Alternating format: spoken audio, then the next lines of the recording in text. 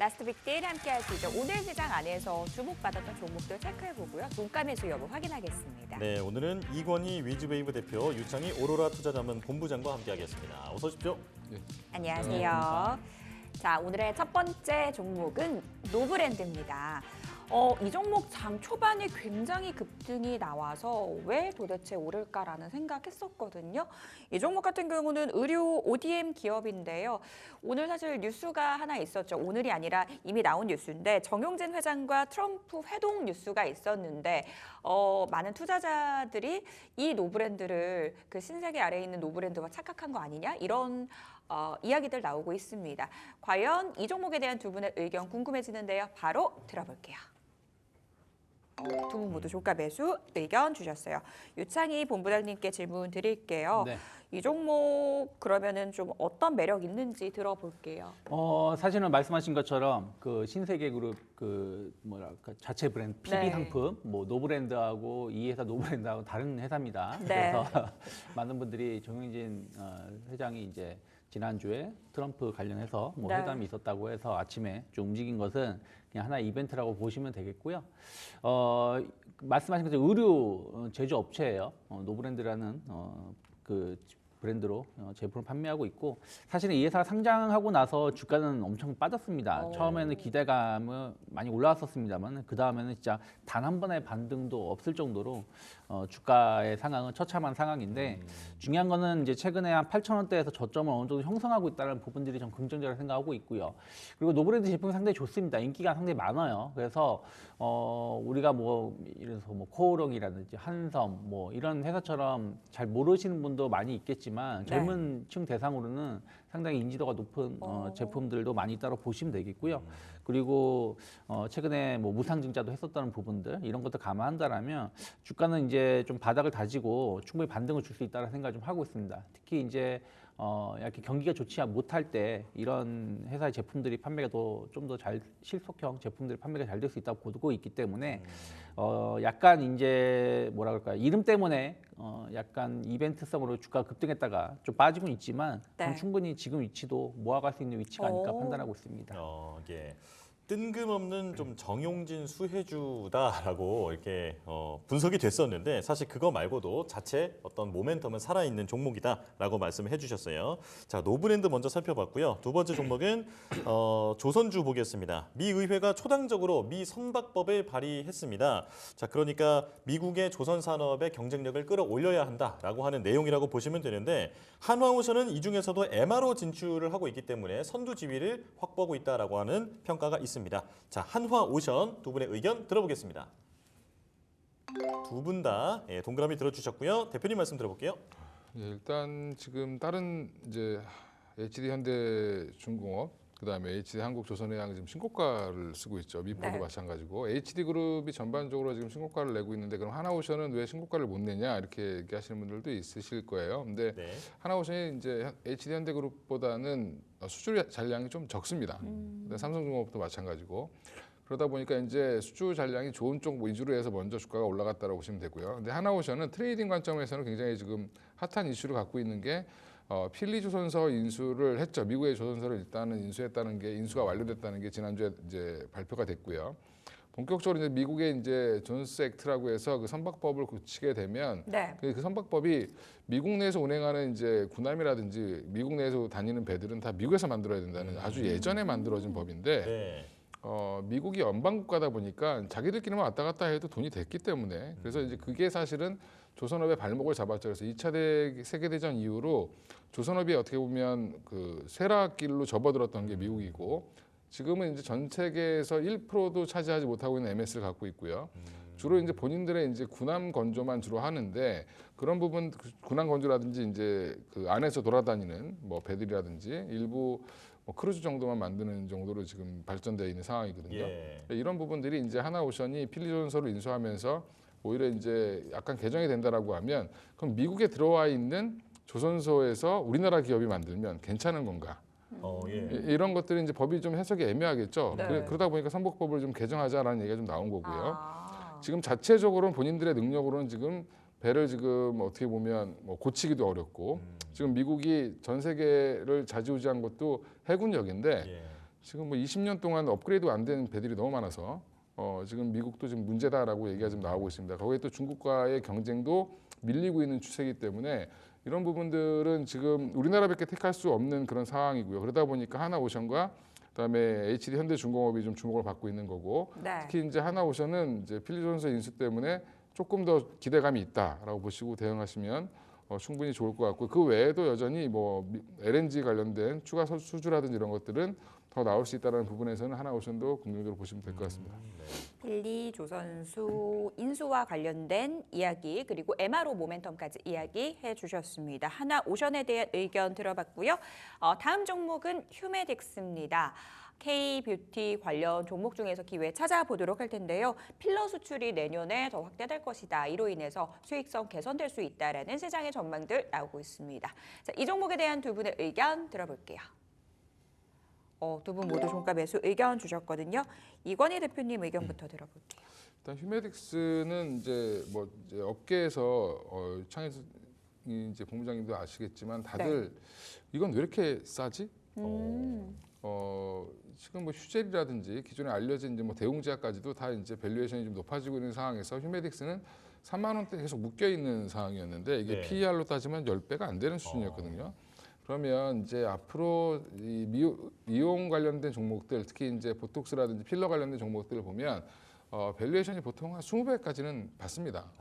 그러면 그렇게 봤을 때 너무 저평가되어 있지 않았나라고 이제 봤고요. 그러면 좀 주가는 상승할 가능성이 높지 않겠나라고 생각했는데 오히려 주가는 그때 빠지더니 다시 이제 급등이 나오기 시작을 했죠.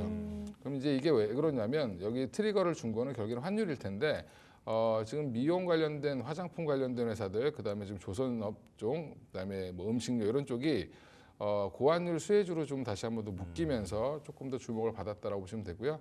최근에 뭐 바이오 플러스 같은 회사들까지 지금 같이 올라오고 있죠. 네. 그래서 그 회사가 나쁘다는 게 아니라 이제 중소 이제 필러 업체들이라든지 미용 업체들도 지금 주목을 받기 시작했다라는 부분에서는 여전히 이제 휴젤 같은 종목이 워낙 좋지만 좀 부담스러운 가격이 있다라고 봤을 때 예. 약간 저평가되어 있는 종목들을 좀 키 맞추게 하는 과정이다라고 생각하시면 되고요. 네.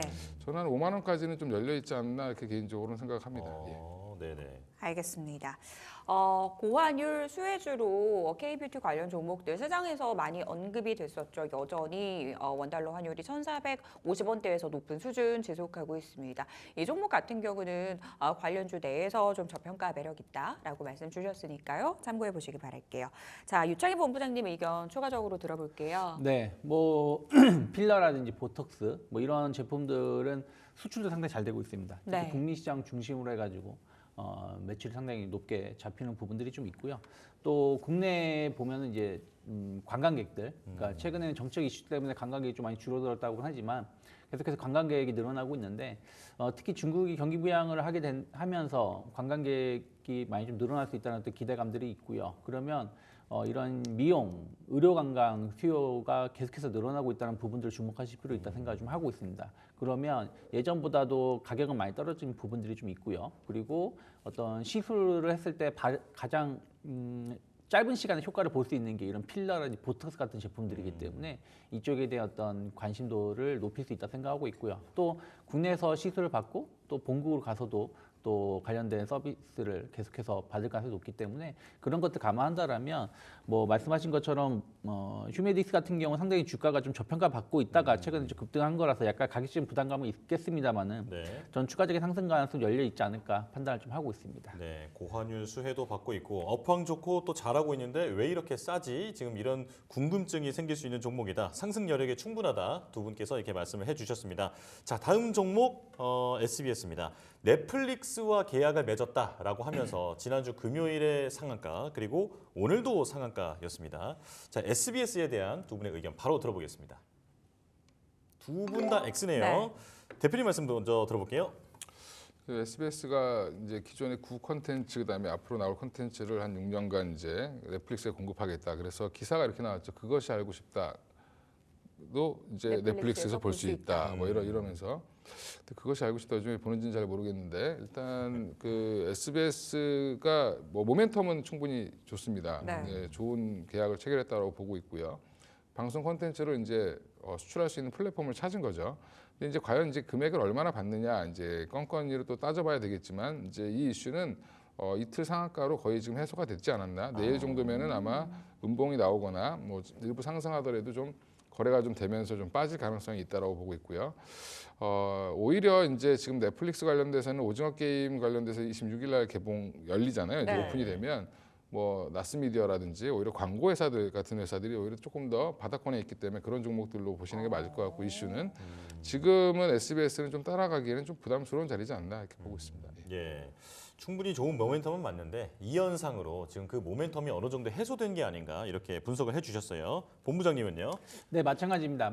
SBS의 콘텐츠를 공급을 한다는 부분들은 아무래도 추가적인 매출이 나올 수 있는 부분들이 좀 있는데 네. 지금도 인기 작품들은 넷플릭스에 일부 공급을 하고 있습니다. 뭐 3, 4 모두요. 그리고 또 이제 교동하는 이제 그 지상파가 이제 웨이브라는 플랫폼을 많이 활용했는데 웨이브가 성장을 못하다 보니까 이제 웨이브하고 거래를 끊는 건지 안 끊는 건지 잘 모르겠지만 어쨌든 넷플릭스하고 어떤 협업을 한다는 부분들은 긍정적으로 볼 수 있겠다라고 하고 있지만 말씀드린 것처럼 인기 있는 작품들은 또 일부 가는 것들이 좀 있고 이게 뭐 엄청나게 매출을 얼마나 보여줄지는 봐야 된다 생각 좀 하고 있습니다. 그래서 주가가 이틀 상한가를 기록했다는 얘기는 항상 이런 종목은 더 올라갈 수도 있습니다만 지금 접근하기가 쉽지 않은 부분들이 좀 있고요. 또 상한가가 풀릴 때가 또 단기 고점일 경우가 많기 때문에 네. 여기서의 접근은 조금은 위험하지 않을까 판단을 좀 하고 있습니다. 네.